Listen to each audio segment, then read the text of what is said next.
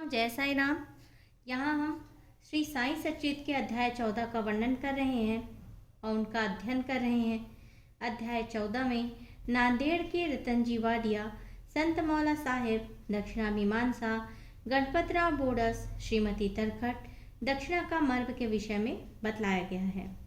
श्री साईं बाबा के वचनों और कृपा द्वारा किस प्रकार असाध्य रोग भी निर्मूल हो गए हैं, इसका वर्णन पिछले अध्याय में किया जा चुका है। अब बाबा ने किस प्रकार रतनजी वाडिया को अनुग्रहित किया तथा किस प्रकार उन्हें पुत्र रत्न की प्राप्ति हुई, इसका वर्णन इस अध्याय में होगा। इस संत की जीवनी सर्व प्रकार से प्राकृतिक और मधुर है। उनके अन्य कार्य जैसे भोजन, चलना फिरना, स्वाभाविक अमृतोपदेश बड़े ही मधुर हैं।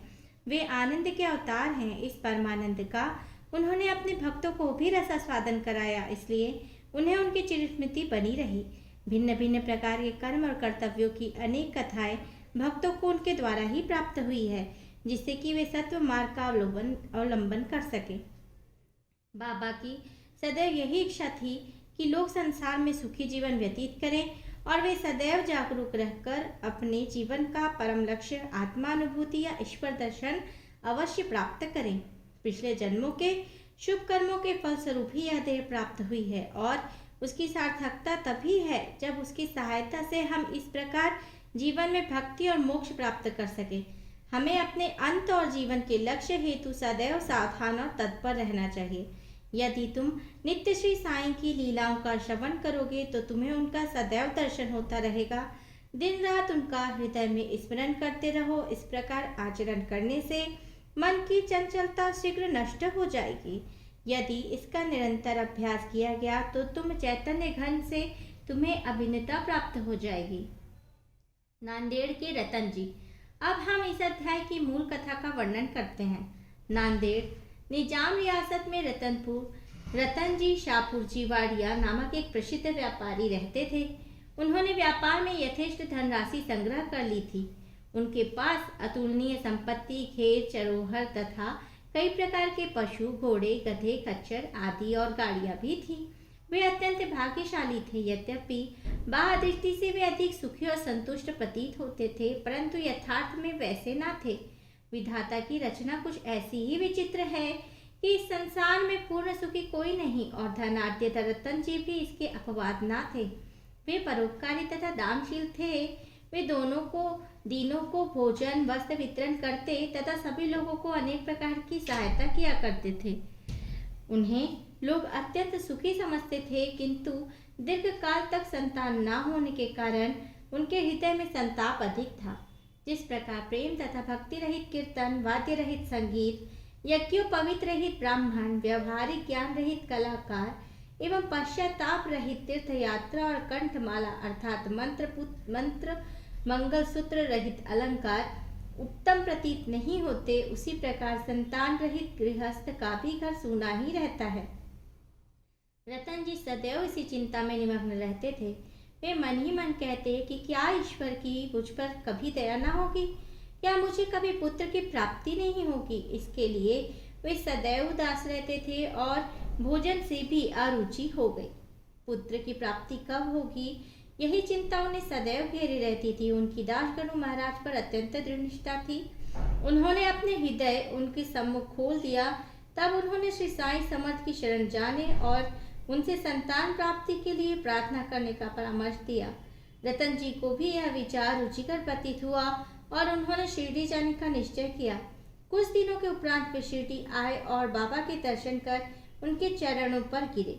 उन्होंने एक सुंदर हार बाबा को पहनाकर बहुत से फल फूल भेंट किए और तत्पश्चात आदर सहित बाबा के पास बैठकर इस प्रकार की प्रार्थना करने लगे। अनेक आपत्तिग्रस्त लोग आपके पास आते हैं, आप उनके कष्ट दूर कर देते हैं। यही कीर्ति सुनकर मैं भी बड़ी आशा से आपके श्री चरणों में आया हूँ। मुझे बड़ा भरोसा हो गया है, कृपया मुझे निराश न कीजिए। श्री साईं बाबा ने उनसे 5 रुपए की दक्षिणा मांगी जो वे देना चाहते थे, परंतु बाबा ने पुनः कहा, मुझे तुमसे 3 रुपए 14 आने तो पहले ही प्राप्त हो चुके हैं, इसलिए केवल शेष रुपए 2। यह सुनकर रतन जी असमंजस में पड़ गए।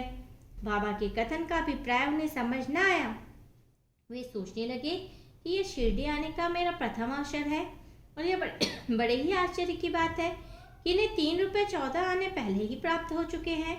वे यह पहले हल न कर सके। वे बाबा के चरणों के पास बैठे ही रहे तथा उन्हें शेष दक्षिणा अर्पित कर दी। उन्होंने अपने आगमन का हेतु बतलाया और पुत्र प्राप्ति की प्रार्थना की। बाबा को दया आ गई और वो बोले, समस्त चिंता त्याग दो, अब तुम्हारे दुर्दिन समाप्त हो गए हैं। इसके बाद बाबा ने उदी देकर अपना वरद हस्त उनके मस्तक पर रखकर कहा, अल्लाह तुम्हारी इच्छा पूरी करेगा। बाबा की अनुमति प्राप्त कर रतन जी नांदेड़ लौट आए और शिरडी में जो कुछ हुआ उसे दासगणों को सुनाया। रतन जी ने कहा, सब कार्य ठीक ही रहा, पर बाबा के शुभ दर्शन हुए, उनका आशीर्वाद और प्रसाद भी प्राप्त हुआ, परंतु वहाँ उनकी एक बात समझ नहीं आई। वहाँ पर बाबा ने कहा था कि मुझे 3 रुपये 14 आने पहले ही प्राप्त हो चुके हैं। कृपया समझाइए, इसका क्या अर्थ है? इससे पूर्व मैं शिरडी कभी नहीं गया, फिर बाबा को वे रुपए कैसे प्राप्त हो गए जिसका उन्होंने उल्लेख किया? दासगणों के लिए भी यह एक पहेली ही थी। बहुत दिनों तक वे इस पर विचार करते रहे। कई दिनों के पश्चात उन्हें स्मरण हुआ कि कुछ दिन पहले रतन जी ने एक यवन संत मौला साहेब को अपने घर आतिथ्य के लिए निमंत्रित किया था।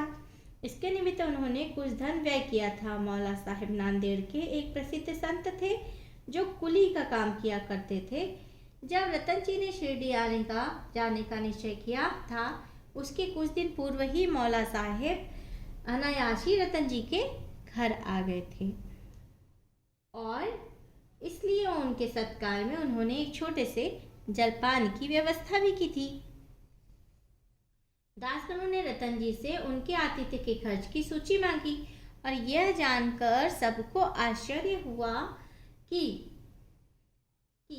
खर्चा ठीक 3 रुपये 14 आने ही हुआ था, न इससे कम था और न अधिक। सबको बाबा की त्रिकालज्ञता विदित हो गई। यद्यपि वे शिरडी में विराजमान थे, परंतु शिरडी के बाहर क्या हो रहा है इसका उन्हें पूरा ज्ञान था। यथार्थ में बाबा भूत भविष्य वर्तमान के पूर्ण ज्ञाता और प्रत्येक आत्मा तथा हृदय के साथ संबद्ध थे। अन्यथा मौला साहिब के स्वागतार्थ खर्च की गई रकम बाबा को कैसे विदित हो सकती थी? रतन जी इस उत्तर से संतुष्ट हो गए और उनकी साईं चरणों में प्रगाढ़ प्रीति हो गई। उपयुक्त समय पर उनके यहाँ एक पुत्र जन्म हुआ जिससे उनके हर्ष का पारवार न रहा। कहते हैं कि उनके यहाँ 12 संतानें हुई, जिसमें से केवल 4 ही शेष रहीं। इस अध्याय के नीचे लिखा है कि बाबा ने राव बहादुर हरि विनायक साठे को उनकी पहली पत्नी की मृत्यु के पश्चात दूसरा ब्याह करने पर पुत्र रत्न की प्राप्ति बतलाई। राव बहादुर साठे ने द्वितीय विवाह किया। प्रथम 2 कन्याएं हुई जिससे वे बड़े निराश हुए, परंतु तृतीय बार पुत्र हुआ। इस तरह बाबा के वचन सत्य निकले और वे संतुष्ट हो गए। दक्षिणा मीमांसा।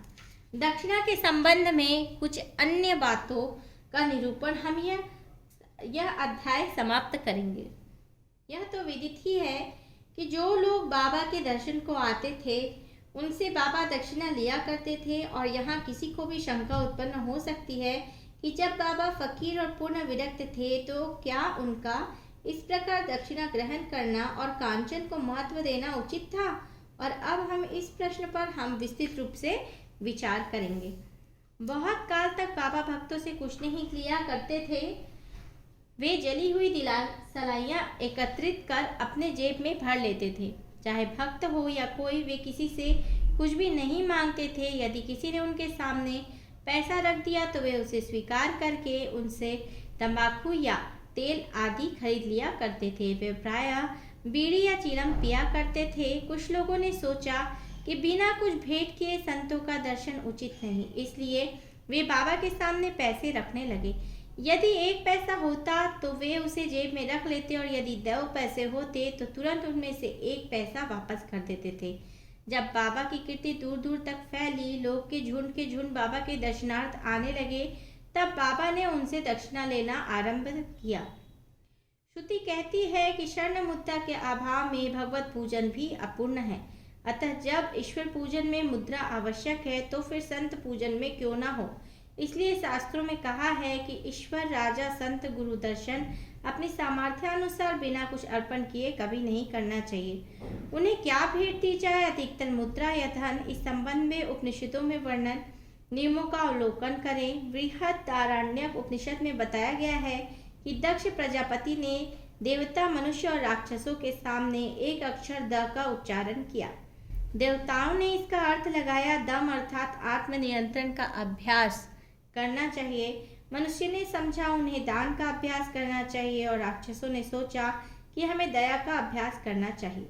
मनुष्य को दान की सलाह दी गई और तैत्तिरीय उपनिषद में दान व अन्य सत्व गुणों को अभ्यास में लाने की बात कही गई है। दान के संबंध में लिखा है, विश्वास पूर्वक दान करो, उसके बिना दान व्यर्थ है, और उदार हृदय तथा विनम्र बनकर आदर और सहानुभूति पूर्वक दान करो। भक्तों को कांचन त्याग का पाठ पढ़ाने तथा उनकी आसक्ति दूर करने और चित्त शुद्ध कराने के लिए ही बाबा ने दक्षिणा लिया करते थे। परंतु उनकी एक विशेषता भी थी। बाबा कहा करते थे कि जो कुछ भी मैं स्वीकार करता हूँ, मुझे उसे 100 गुना अधिक वापस करना पड़ता है। इसके अनेक प्रमाण भी हैं, जिसका उल्लेख नीचे किया गया है। उसका एक घटना है, श्री गणपतराव बोडस, जो कि प्रसिद्ध कलाकार थे, अपनी आत्मकथा में लिखते हैं कि बाबा के बार बार आग्रह करने पर उन्होंने अपने रुपयों की थैली उनके सामने उड़ेल दी।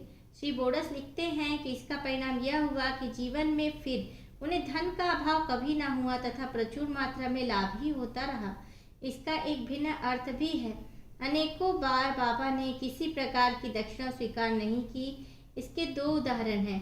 बाबा ने पड़ोसी के नारके से 15 रुपए की दक्षिणा मांगी। वे प्रत्युत्तर में बोले, मेरे पास तो 1 पाई नहीं है। तब बाबा ने कहा कि मैं जानता हूँ तुम्हारे पास कोई द्रव्य नहीं है, परंतु तुम योग वशिष्ठ का अध्ययन करते हो, उनमें से ही दक्षिणा दो। यहाँ दक्षिणा का अर्थ है पुस्तक से शिक्षा ग्रहण कर हृदयंगम करना, जो कि बाबा का निवास स्थान है। एक दूसरी घटना में उन्होंने एक महिला श्रीमती आर्य तरकट से 6 रुपए दक्षिणा मांगी। महिला बहुत दुखी हुई क्योंकि उनके पास देने को कुछ न था। उनके पति ने उन्हें समझाया कि बाबा का अर्थ 100 रुपयों से है, जिन्हें बाबा को समर्पित कर देना चाहिए। बाबा का इस अर्थ से वह सहमत हो गए। यह ध्यान देने योग्य है कि बाबा के पास दक्षिणा के रूप में बहुत सा द्रव्य एकत्रित हो जाता था। सब द्रव्य वे उसी प्रकार उसी दिन व्यय कर देते थे। दूसरे दिन फिर सदैव की भांति निर्धन बन जाते थे। जब उन्होंने महासमाधि ली तो 10 वर्ष तक हजारों रुपए दक्षिणा मिलने पर भी उनके पास स्वल्प राशि ही शेष थी। संक्षेप में, दक्षिणा लेने का मुख्य ध्येय तो भक्तों को केवल शुद्धिकरण का पाठ सिखाना था। दक्षिणा का मर्म। थाने के भीवी देव सेवानिवृत्त प्रांत मामलतदार, जो बाबा के परम भक्त थे, ने इस विषय पर एक लेख साई लीला पत्रिका भाग 7 अन्य विषयों पर सहित प्रकाशित किया है, जो निम्न प्रकार है। बाबा प्रत्येक से दक्षिणा नहीं लेते थे।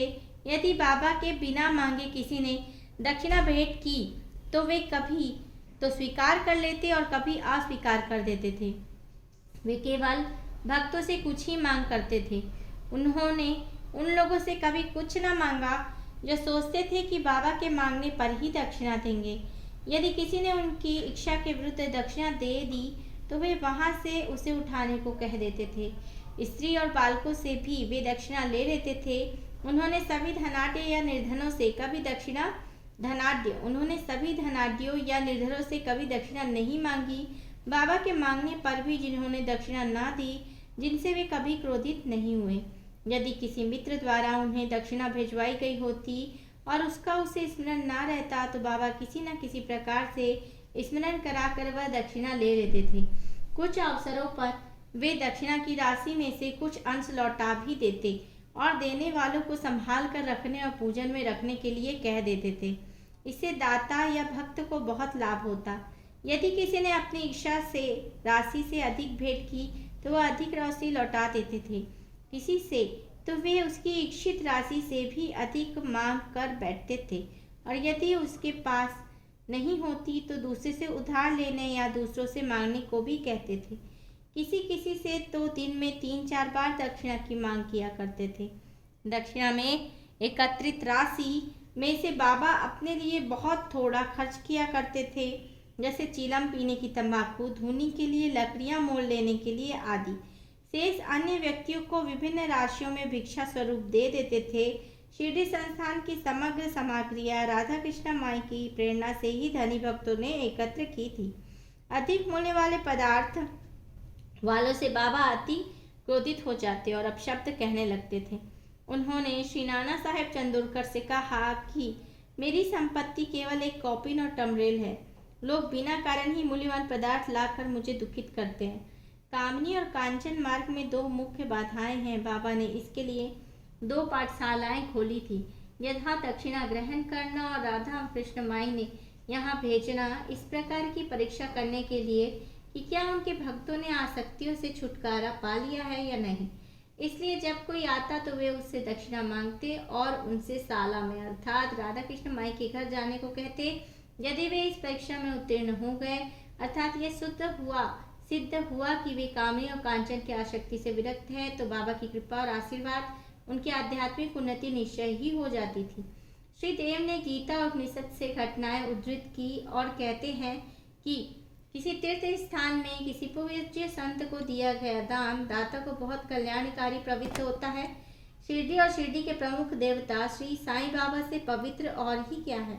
इस प्रकार आज का जो अध्याय 14 है वह संपूर्ण होता है। श्री सद्गुरु साईनाथार्पणमस्तु। शुभम भवतु। हम सभी साईं भक्त बाबा से प्रार्थना करते हैं कि जो कोई भी श्री साईं सच्चित का पठन, श्रवण, मनन, वाचन करे, हे गुरुदेव, हे इष्ट देव, हे कृपा निधि, उसके जीवन पर कृपा करे और ऐसे भक्त की सभी मनोकामनाओं को पूर्ण करे। ओम साई राम, जय साई।